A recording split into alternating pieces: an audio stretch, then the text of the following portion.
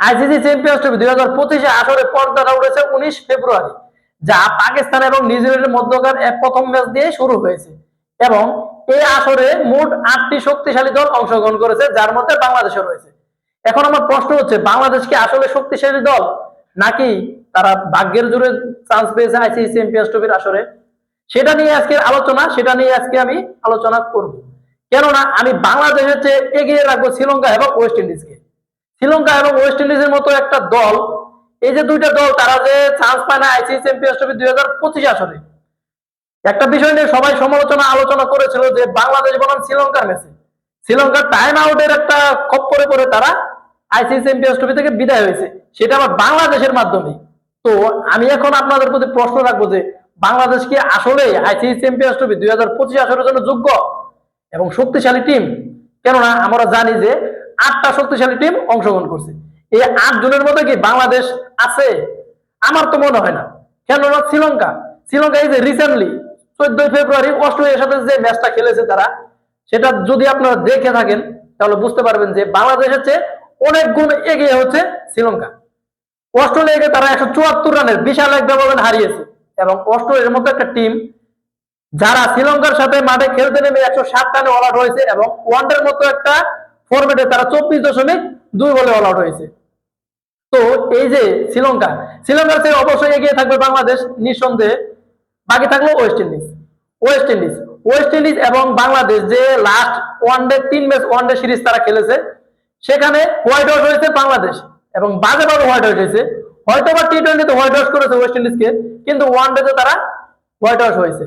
যেহেতু ICC champions ট্রফিটা হচ্ছে হলো ওয়ানডে টুর্নামেন্ট, তাই ওয়ানডে টুর্নামেন্টে তারা হোয়াইট ওয়াশ হয়েছে। সেই ওয়েস্ট ইন্ডিজ নেই আইসিসি চ্যাম্পিয়ন্স ট্রফি 2025 আসরে। তো আমি এর জন্যই বলেছি যে বাংলাদেশের চেয়ে এগিয়ে রাখবো আমি শ্রীলঙ্কা এবং ওয়েস্ট ইন্ডিজকে। তারপরও যেহেতু আইসিসি চ্যাম্পিয়ন্স ট্রফির এই 25 আসরে তারা অংশগ্রহণ করেছে, 2017 সালে তারা ভালো পারফরমেন্স করেছে, বাংলাদেশ তারা সেমিফাইনাল পর্যন্ত গেছিল, নিঃসন্দেহে তারা শক্তিশালী দল না হলে তো আর আইসিসি চ্যাম্পিয়ন্স ট্রফির এই যে 8 জনের মধ্যে স্থান পাওয়া তো এত সহজ না। অবশ্যই বাংলাদেশ শক্তিশালী দল, কিন্তু তাদের যে অনেক ভুল আছে সেগুলো কি আপনারা জানেন? কেননা যে বাংলাদেশ যে আইসিসি চ্যাম্পিয়ন্স ট্রফি 2025 আসর খেলতে গেছে, এবং প্রথম ম্যাচেই প্রতিপক্ষ ছিল ভারত। আর ভারতের বিপক্ষে নাহিদ রানা, গতির দানব নাহিদ রানা, তিনি বরাবরই ভালো খেলেছে ইন্ডিয়ার বিপক্ষে। সেই ইন্ডিয়ার বিপক্ষে মাঠে নামেনি নাহিদ রানা। বাংলাদেশের তরুণ এই পেসার গতির কারণে তিনি সমালোচনা এবং আলোচনায় এসেছিলেন। ডানা দিয়ে বলার তিনি 155 কিলোমিটার গতিতে বল করে থাকেন। যদিও চ্যাম্পিয়ন্স ট্রফিতে দলে আন্তর্জাতিক হিসেবে তার খেলা হয়নি, এবং তিনি এই নতুন 1 বছর হয়নি তার ওডিআই ক্রিকেটে এবং অভিষেক হওয়ার। গত বছর মার্চের টেস্টে অভিষেক হয়, এবং একই বছরের নভেম্বরে তিনি ওয়ানডে অভিষেক হয়। এখন পর্যন্ত নাহিদ রানা 6টা টেস্ট খেলেছে এবং 3টি ওয়ানডে ম্যাচ খেলেছে। ভারতের বিপক্ষে যে ম্যাচগুলো খেলেছে, নিঃসন্দেহে অসাধারণ ম্যাচ খেলেছে। সেই ভারতের বিপক্ষে নাহিদ রানাকে ছাড়া বাংলাদেশ ম্যাচ খেলেছে। তাদের যে এই যে পরিকল্পনা, এই কৌশলগত পরিকল্পনার দিক থেকে বাংলাদেশ টিমটা যে পিছিয়ে আছে, এজন্য আমি বলছি যে শ্রীলঙ্কা এবং ওয়েস্ট ইন্ডিজে পিছিয়ে আছে বাংলাদেশ। চলমান চ্যাম্পিয়ন্স ট্রফি 22 বছরই এই বলার নাহিদ রানা তিনি থাকবেন, এটা থাকারই কথা।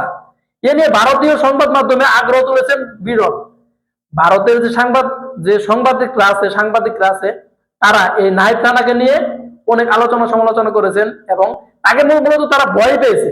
ভারতের যে ব্যাটার গুলো আছে, এই ব্যাটারের পক্ষে হয়ে যে সাংবাদিক গুলাম রীতিমতো নাহিদ রানাকে ভয় পেয়েছে, এক কথায় বলা যেতে পারে। সেই ম্যাচে নেই Nahid Rana. ICC champions trophy বাংলাদেশের একাদশে থাকবেন নাহিদ রানা। যদিও দুবাইয়ে টিম কম্বিনেশনের কারণে খেলা হয়নি এই গতির দানবের। চ্যাম্পিয়ন্স ট্রফি বাংলাদেশের বাকি যে 2টি ম্যাচ আছে, সেই 2টি ম্যাচ অনুষ্ঠিত হবে রাওয়ালপিন্ডিতে 24 ও 27 ফেব্রুয়ারি। তাদের প্রতিপক্ষ হচ্ছে নিউজিল্যান্ড এবং পাকিস্তান। সেখানে সুযোগ পাবেন কি নাহিদ রানা? তো বাংলাদেশের যে টিম কম্বিনেশন, সেই টিম কম্বিনেশন তারা কাজে লাগিয়ে নাহিদ রানাকে কি খেলাবেন, সেটা এখন প্রশ্নের বিষয়।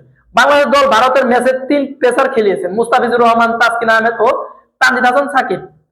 এখন আমার মতে যে আপনারা কি বলেন যে তানজিদ হাসান সাকিবকে না খেলিয়ে নাহিদ রানাকে খেলানো উচিত ছিল না? অবশ্যই নাহিদ রানাকে খেলানো উচিত ছিল।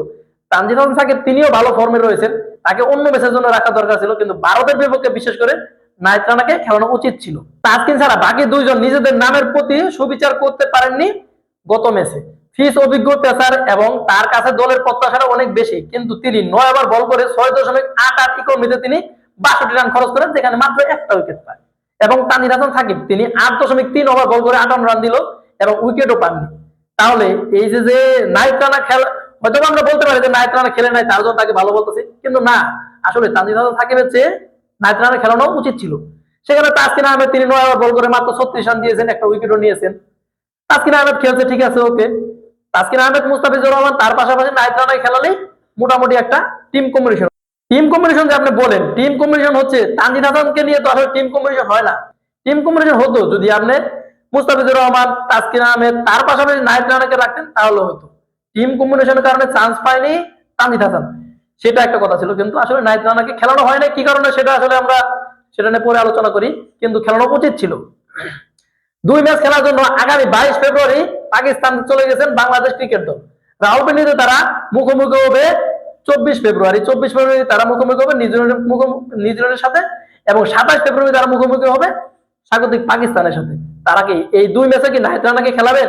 গত বছর আগস্টে পাকিস্তান সফর করেছিল টাইগাররা। 2 ম্যাচ টেস্ট সিরিজ তারা 2 ম্যাচে জয়লাভ করেছিল এবং স্বাগতিক পাকিস্তানকে তারা হোয়াইট ওয়াশ করেছিল। যেখানে এই রাওয়ালপিন্ডিতে প্রথম টেস্টে 1 উইকেট ও দ্বিতীয় টেস্টে 5 উইকেট নিয়েছিল নাহিদ রানা। সাদা পোশাকে সেই পারফরমেন্স কারণে ক্রিকেট যুদ্ধের অনেক মনে করেছেন যে চ্যাম্পিয়ন্স ট্রফির বাকি 2 ম্যাচে বাংলাদেশের একাদশে থাকবেন গতির ধারক নাহিদ রানা। চ্যাম্পিয়ন্স ট্রফিতে তারা চ্যাম্পিয়ন হওয়ার লক্ষ্যে তারা দেশ ছেড়েছিলেন বলেছিলেন নাজমুল হোসেন শান্ত, কিন্তু তারা প্রথম ম্যাচে 6 উইকেটের বিনিময়ে হারলো। ম্যাচে বোলাররা যাই করেছে, ব্যাটাররা ছিল মলিন। শান্ত, সৌম্য, মুশফিক, মিরাজের ব্যর্থতার কারণে প্রত্যাশিত সংগ্রহ করতে পারেননি বাংলাদেশ ক্রিকেট দল। 35 রান করে 5 উইকেট হারানোর পর তাওহিদ হৃদয় আর জাকির আলী তারা দুজনে যদি এই যে জুটিটা না করতো, বিশাল এক জুটি তারা করেছে এবং তাদের এই জুটির উপর ভর করে শেষ পর্যন্ত বাংলাদেশ করেছিল 228 রান। কিন্তু ভারতের সামনে কি 228 রান সম্মানজনক পুঁজি? অবশ্যই না। কথা হচ্ছে আমাদের যে বাংলাদেশ যে মূলত যে জায়গায় পিছিয়ে আছে, বাংলাদেশে আন্তর্জাতিক পর্যায়ে যে ধারাবাহিকভাবে তাদের পারফরমেন্স করা দরকার, সেখানে আরো উন্নতি করতে হবে। যেখানে মানসিকতার একটা ব্যাপার আছে, এই যে চাপে পড়লে বাংলাদেশের ব্যাটাররা একজন উইকেট গেছে তারপরে আবার উইকেট যায়, চাপে পড়লে বাংলাদেশ সেখান থেকে উঠতে হবে। এবং ফিনিশিং এর দক্ষতা, টপ অর্ডার ব্যাটাররা একদিন খারাপ করতে পারে, সেখানে যারা ফিনিশার রোলে থাকবে তাদের ফিনিশটা ভালো করতে হবে, এবং ফিনিশিং যদি ভালো করতে পারে তাহলে ম্যাচটা বেরিয়ে আসবে। তারপরে তার পাশাপাশি যদি আমরা শর্ট সিলেকশন, ব্যাটারদের যে শর্ট সিলেকশন সেটা দিক গুরুত্ব দিতে হবে। যেমন কি শট খেলবো আমি সেটা আগে নির্বাচন করতে হবে। বলার কি ধরনের বলার, স্পিনার না পেসার, তাদের প্রতি যে কি শট খেলতে হবে সে দিক বিবেচনা করতে হবে। তার পাশাপাশি বোলিং বৈচিত্র্য দিক যদি আমরা দেখি, সেটা হচ্ছে ডেথ ওভারে ভালো বল করতে হবে। ডেথ ওভারে ভালো বল করতে পারলে প্রতিপক্ষদের চেপে ধরা যায়, তাই ডেথ ওভারে ভালো বল করতে হবে। তার পাশাপাশি ফিল্ডিং এর সাইডটা আমাদের ঠিক রাখতে হবে। এখনো মাঝে মাঝে ক্যাচ মিস করে বাংলাদেশের ব্যাটাররা, এবং অপ্রয়োজনীয় তারা মিস ফিল্ডিং করে, এগুলো থেকে তাদের উঠে আসতে হবে। এবং তাদের যে শেষ একটা যে কৌশল করে তারা মারে নামতে হবে। যেমন প্রতিপক্ষ শক্তি ও দুর্বলতার উপর ভিত্তি করে তাদের স্মার্ট পরিকল্পনা করতে হবে, এবং এই স্মার্ট পরিকল্পনা তারা ধরে রেখে শেষ পর্যন্ত খেলাটা শেষ করতে হবে, তাহলে তারা হয়তো বা জয়লাভ করতে পারবে। কিন্তু আমাদের দেশের যে প্লেয়ার গুলো আছে, এই যে টিম কম্বিনেশন বলে, টিম ম্যানেজমেন্ট, ক্যাপ্টেন, প্লেয়ার সবাই মিলেমিশে কি হচ্ছে যে এরকম যে একটা টিম কম্বিনেশন তারা করবে, তারও একটা পরিকল্পনা করবে, তাদের যে এরকম হচ্ছে না।